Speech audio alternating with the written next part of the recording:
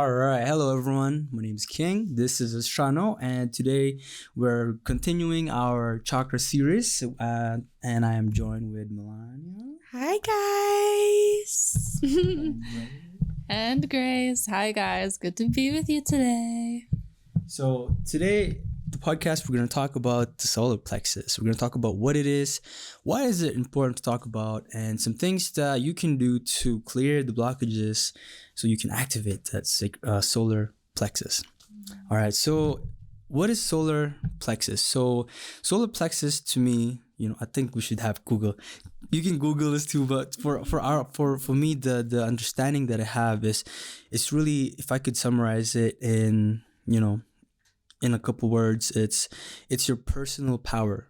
It's your willpower that allows you to do things on your own, to show up as your authentic self, and things of that nature. What's your thoughts about the solar plexus, ladies? Oh, well, the solar plexus is really, just like King was saying, it's really where you feel completely safe and safe in yourself, I guess. Mm-hmm. I don't know. Yeah, the solar, I kind of see it as like the sun of you. Like, it's like your beingness, your light, your expression of yourself is the solar plexus. And it is it's also, I guess, in some ways supposed to be like a bit of the ego, like how you kind of see yourself and how others see you and all of that stuff.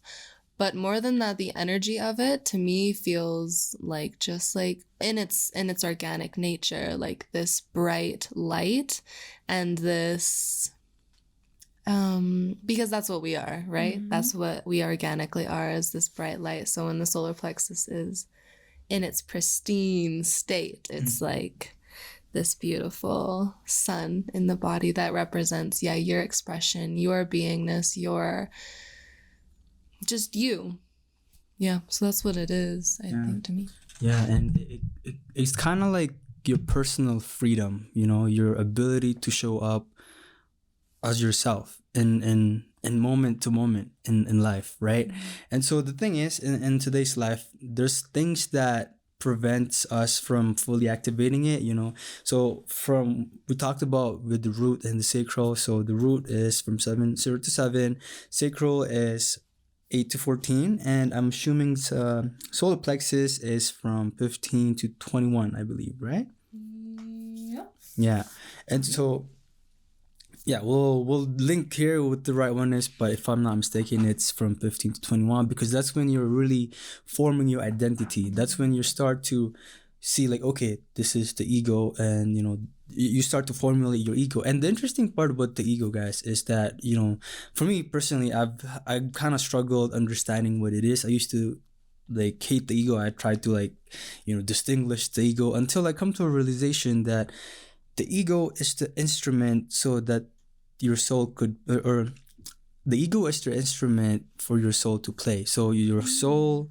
has its music and it's played through your ego, the way you express yourself, right? And so, personally, guys, let's talk about our challenges that we've kind of struggled with, and, we had to face that kind of prevented that self-expression to fully blossom. And I'll start it off with, a story when, for me, expressing my creativity in arts.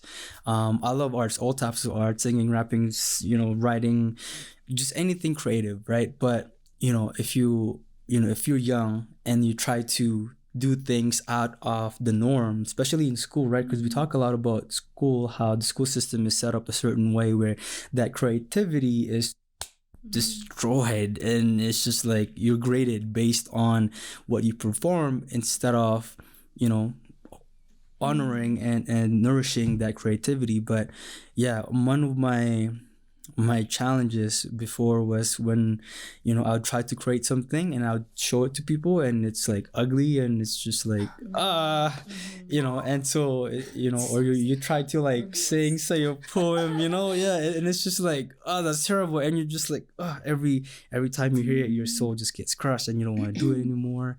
And then, that's kind of like my story. I'll tell you guys how I kind of move past through that. But essentially, it's to honoring your creation. It's like, hey, I made this. I don't care what people think. I made this. I made it because I wanted to make it. Period. That's it. It's for God and yourself. I mean, it's different, of course, in different contexts. If we're talking about like business, obviously you have to like, what's the word? Like perform for the individual. But we're talking about personal growth and self. So, yeah. Beautiful example. Mm-hmm. I definitely, if we're talking about school and all of that kind of stuff, from the very beginning, I really didn't care about what I should have been doing. The school system, I like shut that down really quick. I didn't care about like my classes or my grades because I saw my worth and like I saw my art didn't need to be graded. Like who's gonna see my pottery and decide, oh yeah, this is a D, like this is a 70%. You know what I mean? Yeah. So I'm pretty lucky that aspect didn't play too much of a role in my building of my solar plexus per se. But it definitely, like, I started to build my own confidence just recently, kind of, and it's been a really insane experience just because it's not like that for everyone. Like we all feel that, especially as women. Society really tries to, make us smaller or, you need this product in order for you to be important or seen or have worth, or, whatever it is. But I think that we're just trying to figure out a way to just go back to our divinity in the natural sense. So, yeah. 100%. Yeah. Yeah, it is sad. Like, school is just... We did a whole podcast on school, guys. So if you want to see more of our opinions on that. But it's crazy that school, especially so in the developmental ages when you're kind of going from junior high to high school and then into college kind of area, like you just feel like horrible about yourself. You feel horrible about yourself. You're like, I'll never succeed. Like, well, this is what I kind of was hearing in my groups at school. Like, people would just say this all the time. Like, I don't know how I'm gonna make it. I don't know what I'm gonna do. Like, the way things are set up right now is not for most people's success, which is sad, and it stifles and it blocks and it extinguishes your solar plexus, the way that you see that you are worthy, the way that you see that you are more than just a grade on a paper, more than just a grade on a piece of pottery. Like these numbers have nothing to do with us, but the way that the world works right now, it's so funny. They're like, nope, that's you, so you better make sure that's 100. Or else you're garbage. So what the fuck? Take me to the recycling bin. Not the garbage though. Oh no. Yeah, but the solar plexus for me is like, I don't know. What was the question that you even asked? I forget. Just kind of like your experience on, what the challenges you had when it was formulating. When it was developing. Right. Yeah. So school for sure is a problem with that. And I think just self-expression in general, it's funny. People don't like to see other people doing things that they're not, or like people don't like it when you're doing something that they wish they were doing. So it's funny because, yeah, you have to be pretty ballsy to always do what you want to do and kind of, which is ridiculous. Like, you should always do what you want to do. Yeah, and it always goes back to that system.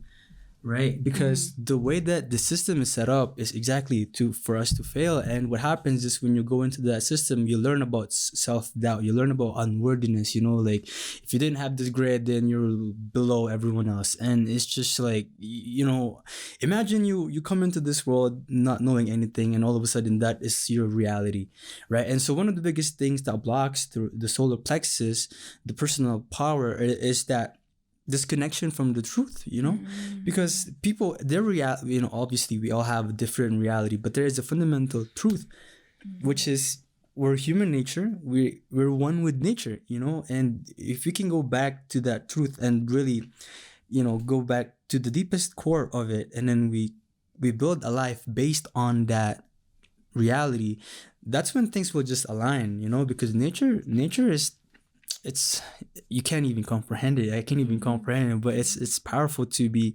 connected with it. But yeah, let's share some things that your practices. Yeah, some practices that help us, realign and release some blockages. So I'll just share some blockages, right? Like the reasoning of it. So the first one is, when you doubt yourself, that's really big. When you have low self-esteem. And yeah, also here, Oh, yes. Unworthiness, unawareness of divinity, of self, harsh self-criticism, hatred and doubt, lack of boundaries, overgiving, me, people-pleasing, lack of awareness, and a lack of individuality. Yeah. And so these are things that, again, going back to the last podcast where we talk about that river, right? Imagine each of those characteristics are a big log that blocks the flow of the river from flowing.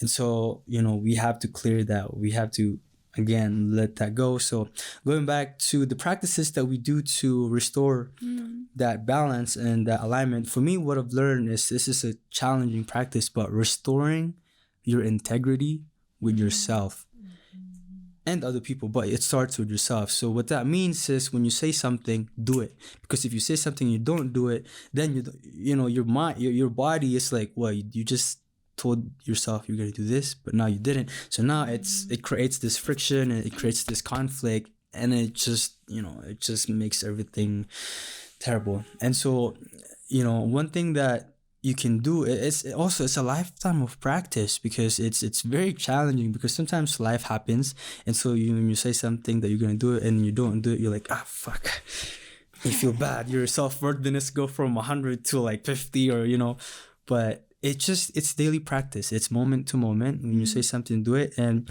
really, just focusing on those tasks, on those things that you're gonna say, and really, it's honoring the words that you speak, yes, and the actions you take. Those are a big aspect, because that's the power that you have in this world. Can I quickly say something? Yeah. When you talk about integrity and like doing what you say you're gonna do, that's so crazy you brought that up, because that is so huge for me too. Like, because it's part of the people pleasing as well. I think is that like if you tell yourself you're not gonna go do this, and then somebody asks you to do it, this is something I struggle with, and you're like, oh, I said I wasn't gonna do it, but okay. And then you kind of like aren't being integral to yourself. You aren't honoring yourself. And that actually weakens your aura too, which is something that is interesting. One of my spiritual teachers was teaching us how to rebuild like our aura and our light body and our strength inside. And like King said, if you aren't integral to yourself, and if you're kind of like, pleasing others and not honoring what your body wants, then you're weakening your aura, you're weakening your energy, you're weakening your ability to be in your highest light, be in your most, like in your greatest strength, because you're not yourself. Like, you're acting based on what somebody else wants, not what God wants for you, not what you want for you. So that's a big one. Talking about recently, like our teacher, we're talking about Z here. She was speaking about how the world changed. It's not this anti-self sort of society thing that's being pushed on society. It's not normal. Like, we should be loving ourselves fully. So I don't know if I'm ever feeling kind of down on myself. I know that I am is not the end all be all, but I know it picks me up. You know, I am worthy. You know, I am loved. You know, that's a really basic one, but it makes me always feel it's powerful. 100% better. Totally. Because your idea of yourself is the only thing that matters in this world, because everyone will have an opinion, right? So hold your power, baby. It switches the frequency too. Yes. Because when you're like around so many frequencies or energies that are trying to like push you down, or like even the music that you listen to, the movies that you're watching, all of this stuff, like it kind of weakens, distorts, like pulls your energy in all these places. But if you can stand for yourself and say, I am worthy, like you kind of just rebuild this energy in your body that tells you that. That's a good one, Mila. Yes. And also, so I just want to do some recap on the solar plexus, and then we have the sacral and the root. So if root is based upon the survival, and then the sacral is responsible for the creativity. Now the solar plexus is it's the doing part. It's you showing up into the world and doing these things, doing, meaning like, let's say, because here's the thing, once you heal one chakra, then it's like, imagine the river again. Now you have like, slow, fast, and then now that fast can carry on the momentum to the next one, and then it's just naturally gonna fall into place. So with solar plexus, I think one thing that I feel is really, really important is really just, I guess I'm kind of just repeating myself with the integrity, but I just really wanted to like hone down like how important it is, to just have that self-integrity. And I'll share a practice. Oh yeah. Yes, please. One thing that I have been doing, just because I have a lot of the things on here, or I used to, like people pleasing, unworthiness, blah, blah, blah. One thing that you can do to assist like your solar plexus coming back into its organic, natural state is really getting to know yourself. You can even take yourself on little dates, like go for a walk and go get some ice cream and go take photos of nature and journal about it. Like journal about how you're feeling, and journal about how you feel when you're around others and how you feel when you're doing specific things. Like just really get to know yourself, because that allows you to have the awareness of when things start pulling, like taking away your power, or you start letting things like, distort your reality and all of that stuff. Because it's a good point too. King said in the beginning, like your ego is, people always are like, oh, remove the ego, like there's no self. Like, but you can have this beautiful, unique version of you that is so divinely you, and it is so pure, and it is so full of love, and it can be unique. Like you're allowed to have these traits about yourself that are beautiful and inspiring and exciting and make you feel good about yourself. So I would really like encourage you to, if you feel called to, not put too much attention on, like King said, like just like, kind of covering up the ego. Like I don't want to feel like I don't associate with being a human, like all that stuff. Like it just doesn't really serve you in this lifetime, I think. So get to know yourself and get to know the higher version of yourself. Like who do you want to be when you close your eyes at night and you just feel into all of these beautiful plans that you want to help the world unfold into, and want yourself to unfold into, like, and what you wish for your friends, like all of this love that you have for everybody around you. What does that say about who you are? Like this beautiful being that you are. Pull that into yourself and just like allow yourself to bathe in that frequency. Like that's you. So I would really encourage you to do that as well. It's a beautiful practice, just to anchor in the vibes and start removing out these versions of you that society and school and work has tried to make of you, you know, trying to fit in and trying to please others, because in the long run it won't serve you as much as you just being yourself will serve you. Because everybody always says this, but there's enough of the same kind of people on this planet. Like unique people are so awesome. Like, how often do you walk by someone and you're like, oh my God, that person is owning their shit, and you're just like awe-inspired. Like, that's what we need on this planet. It creates so much joy. So you got it. You got it. You got it. And it makes life colorful, you know? Makes life fun. It does. Creates these adventures. And also, I kind of want to touch base kind of before we wrap it up with like, so solar plexus is responsible for your personal power, right? And so one practice as well that I kind of remembered is, you know, with the journal, right? What gave you power in that day and what took it away? And it's also, you know, it's really interesting because when you write it down, it can be the smallest things, right? So for me, the one thing that I've noticed is with meditation, I'm not really, sometimes I do it, sometimes I don't. But whenever I do the meditation, I realize like I get my day is more as flow and as efficient and as productive as possible. And not even productive in the sense of like, you know, my well-being. It's just like my optimal health is like, it's pretty good, you know?